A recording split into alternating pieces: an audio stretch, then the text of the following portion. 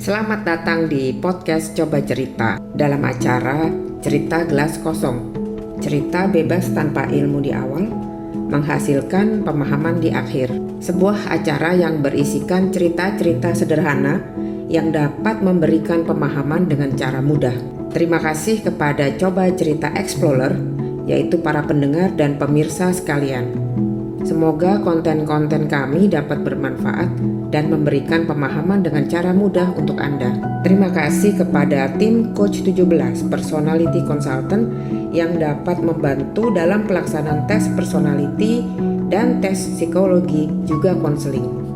Kenali diri Anda bersama tim Coach 17. Terima kasih kepada Blesa, air minum dalam kemasan yang diproduksi dengan mesin berteknologi modern dan telah melewati proses rencana mutu dan quality control mulai dari hulu ke hilir sehingga menghasilkan air berkualitas tinggi. Sehat alami bersama Blesa. Jangan lupa untuk mengikuti kami di YouTube dan ikuti juga akun media sosial kami. Klik like, subscribe, share, komen, dan tekan tanda lonceng. Coba Cerita Explorer, jangan ragu ya untuk berbagi pendapat, ide, saran, atau pertanyaan kepada kami. Kirim melalui media sosial kami atau email yang tercantum di deskripsi podcast.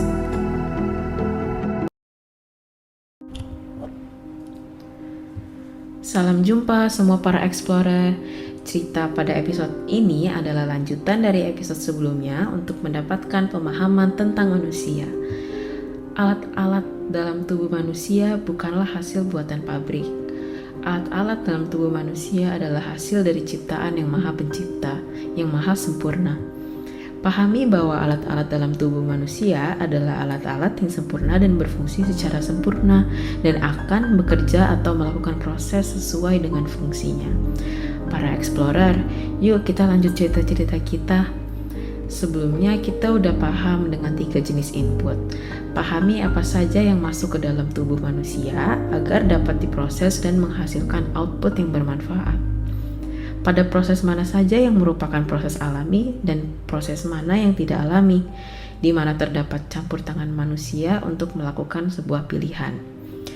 Kelompok jenis input pertama yaitu makanan dan minuman. Pada proses pertama, yaitu proses makan, merupakan tahapan masuknya makanan dan minuman melalui mulut.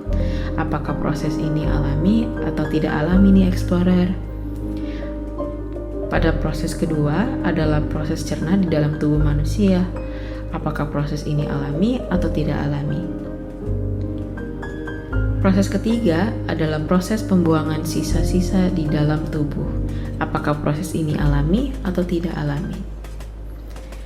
Ternyata, untuk jenis input makanan dan minuman mengalami proses yang bersifat alami adalah proses yang di dalam tubuh, sedangkan proses di rongga mulut adalah kendali manusia. Manusia bisa memilih jenis makanan dan minuman yang hendak dikonsumsinya. Manusia juga bisa memilih bagaimana proses pengunyahan di rongga mulut, apakah dikunyah cepat-cepat atau lambat. Pahami bahwa apapun yang masuk melalui mulut, maka secara alamiah akan dilakukan proses cerna dan pembuangan di dalam tubuh. Maka bijaklah dalam memilih makanan dan minuman yang kita konsumsi ya, explorer. Kelompok jenis input kedua yaitu udara. Bagaimana rangkaian proses untuk jenis input udara itu? Nah, pada proses pertama yaitu proses hirup oksigen melalui hidung atau mulut. Apakah proses ini alami atau tidak alami? Di proses kedua yaitu proses respirasi di dalam paru-paru, di mana terjadinya pertukaran oksigen dari udara yang masuk ke dalam darah dan karbon dioksida keluar dari darah ke udara. Apakah proses ini alami atau tidak alami? Proses ketiga yaitu proses hembus keluar melalui hidung atau mulut, di mana karbon dioksida dikeluarkan ke udara. Apakah proses ini alami atau tidak alami? Untuk proses pernafasan, yang merupakan proses alami adalah proses respirasi di paru-paru, sedangkan proses pemilihan udaranya adalah kendali kita. Kita bisa memilih jenis udara yang hendak kita hirup. Kita juga bisa memilih bagaimana proses hirup melalui hidung atau mulut. Apakah cepat atau lambat? Pahami bahwa apapun yang dihirup melalui hidung atau mulut, maka secara alamiah akan dilakukan proses respirasi di dalam paru-paru. Para explorer, aku mau nanya nih, apakah udara yang kita hirup sekarang ini adalah udara yang segar atau malah udara yang berpolusi? Nah, untuk kelompok jenis input ketiga adalah informasi. Bagaimana rangkaian proses dari informasi berubah bentuk menjadi tenaga? Pahami proses-proses mana yang merupakan proses alami dan mana yang tidak alami, di mana manusia bisa memilih dan bertanggung jawab atas pilihannya.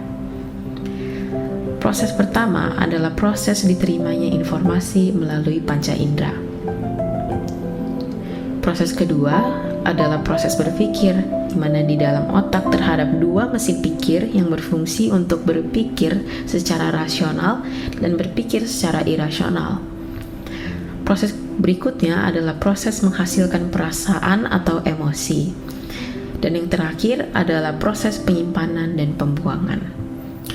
Para explorer, sadari dan pahami bagian mana saja yang merupakan tanggung jawab kita dari rangkaian proses pikir itu. Ternyata, untuk proses pikir, semuanya merupakan pilihan. Keseluruhan proses pikir merupakan tanggung jawab kita. Apakah kita memilih informasi? Apakah kita bisa mencegah masuknya informasi-informasi itu? Apakah kita bisa memilih cara pikir kita? Dan apakah kita bisa memilih perasaan yang dihasilkan? Bagaimana melakukan itu semua? Bagaimana kita bisa memilih informasi? Bagaimana juga kita bisa mencegah masuknya informasi? Gimana sih caranya kita bisa memilih cara pikir? Bagaimana kita bisa memilih perasaan yang dihasilkan? Yang namanya pilihan, berarti kita harus membuat kriteria supaya kita bisa memilih. Contoh nih, kita mau baju.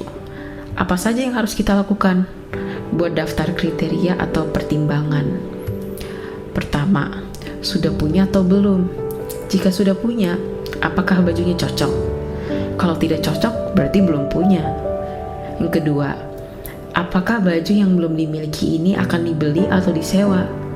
Oh, baju yang belum dimiliki ini akan dibeli untuk digunakan kegiatan apa? Oh, baju yang belum dimiliki ini akan dibeli untuk kegiatan pesta dengan model seperti apa?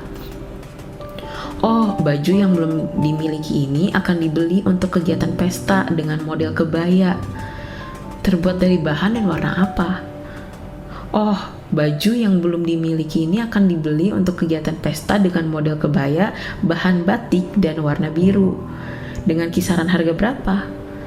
Untuk memilih sebuah baju saja, kita buat daftar pertimbangan dan butuh seharian penuh buat beberapa para explorer wanita untuk mencari sebuah baju. Dengan memiliki baju yang cocok akan menimbulkan rasa dalam diri sehingga kita bersemangat untuk menghadiri acara pesta tersebut. Para explorer wanita nih yang suka galau dalam memilih baju kalau ada undangan pesta. Siapa yang suka malas datang ke pesta karena nggak punya baju yang cocok? Baju adalah sesuatu yang dapat dilihat. Itu saja susah bagi kita untuk memilih. Kebayang nggak gimana kita bisa memilih perasaan atau emosi? Perasaan atau emosi adalah sesuatu yang tidak tampak. Nah, para explorer, pernah dengar kalimat, kamu ini orangnya emosian banget sih? Emosian di sini selalu diartikan marah. Ternyata yang namanya emosi itu tidak berarti hanya marah. Banyak loh jenis emosi atau perasaan itu. Perasaan ada yang menenteramkan, menyenangkan, menyejukkan, mengkhawatirkan, menyeramkan, menakutkan, dan lainnya. Perasaan atau emosi menghasilkan tenaga atau energi yang akan diwujudkan dalam bentuk tindakan atau perbuatan. Dalam hidup ini, tujuannya adalah menghasilkan perasaan. Perasaan yang seperti apa yang kita ingin hasilkan, dan bagaimana caranya menghasilkan perasaan itu. Sebelum kita pahami bagaimana cara memilih perasaan yang dihasilkan, kita harus berpikir mundur.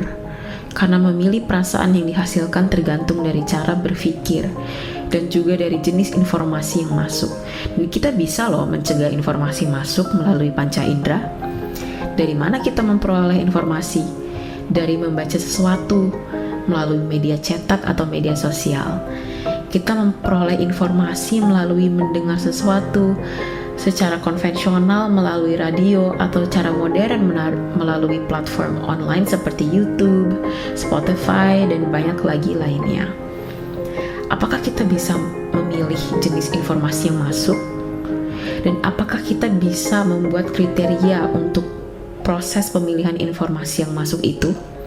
Contohnya nih, kita membuat kriteria pemilihan informasi yang berhubungan dengan pendidikan, informasi yang berhubungan dengan kesehatan, informasi yang berhubungan dengan sains, informasi yang berhubungan dengan fiksi, informasi yang berhubungan dengan humor, informasi yang berhubungan dengan gosip, informasi yang berhubungan dengan masak, informasi yang berhubungan dengan fakta, berita, dan banyak lagi. Ingat ya para explorer, untuk rangkaian proses pikir semuanya adalah pilihan. Kita bisa memilih dari proses pertama, informasi masuk, kemudian proses pikir, dan proses menghasilkan emosi. Kita bertanggung jawab penuh atas apa yang kita pilih. Dari emosi akan menghasilkan tenaga yang akan digunakan oleh manusia itu untuk bertindak, untuk melakukan suatu kegiatan. Kita bertanggung jawab penuh atas apa yang dipilih dan atas apa tindakan yang kita lakukan. Nah, para explorer, coba kita renungkan. Apakah emosi yang kita hasilkan selama ini? Emosi apa yang kita hasilkan dari dulu hingga sekarang? Dan tindakan apa yang telah kita lakukan efek dari emosi atau perasaan yang kita miliki itu? Para explorer, selama ini mesin pikir atau otak kita hanya dilatih untuk berpikir secara rasional berdasarkan logika. Jarang kita latih untuk berpikir secara irasional berdasarkan perasaan. Buat daftar kejadian yang sudah dialami dan perasaan atau emosi yang dihasilkan. Perhatikan apakah perasaan atau emosi yang dihasilkan itu baik atau tidak baik. Apabila kita bisa mengulang kejadian itu, apakah kita akan berpikir lain untuk menghasilkan emosi atau perasaan yang lebih baik dari sebelumnya? Yuk, latih mesin pikir irasional kita untuk menghasilkan macam-macam emosi atau perasaan sehingga kita bisa merencanakan tindakan apa yang akan dilakukan berikutnya. Para explorer, dengan episode ini terisi sampai mana gelas kosong kita? Simak terus ya episode berikutnya. Terima kasih kembali kepada tim Coach 17. Bila ada yang ingin mengikuti tes kepribadian, tes psikologi, dan konseling, bisa langsung hubungi tim Coach 17 melalui nomor handphone dan email berikut. Sampai jumpa di cerita-cerita pada episode lainnya.